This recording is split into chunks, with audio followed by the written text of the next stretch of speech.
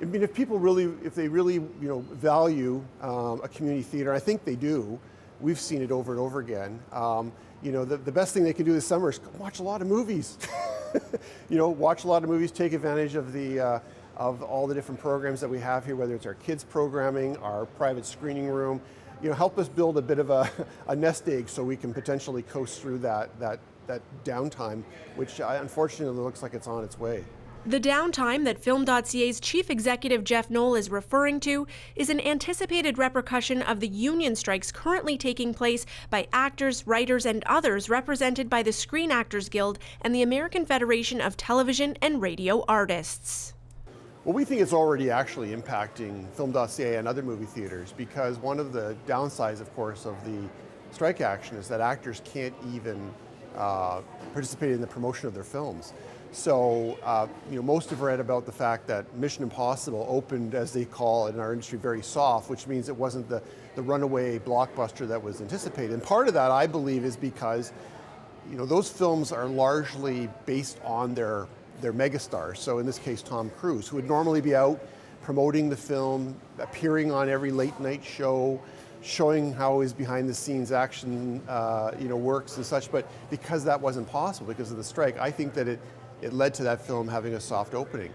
Haunted Mansion, which opens, I believe, this weekend, they had the red carpet, and none of the stars were there. It was, Mickey Mouse and Minnie Mouse and Cruella de Vil and other, Disneyland characters instead of the actors. So these sorts of things, I think, are sort of the very early impacts on the cinema industry.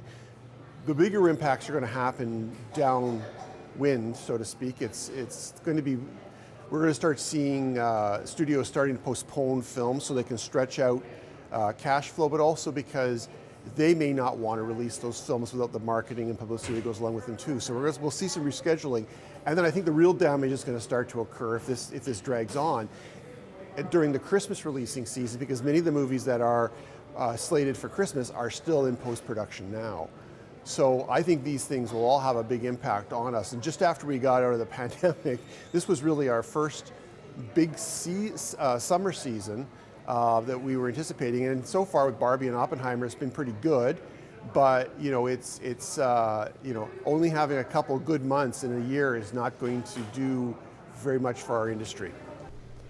Film.ca made it through the pandemic thanks to tremendous community support, and it seems like they may need similar support to get through this strike action should it continue. To help them through this time, you can visit Film.ca to learn more about their private theater rental and kids programming, or simply enjoy more time watching films at the cinema. Many weekday movies are only $2 a ticket. We are so touched by the way the community always rallies around us. They clearly value our little business here, and we're very touched by that. We have about 70 or so staff members between the theater and the studio and our kids program, and they all rely on us for their paychecks, and we rely on the community for that support so we can make those paychecks. But most importantly, just the words of encouragement, the support through our programs like the Buy a Seat program. Some of the fundraising we did over the last year for the Ukrainian situation.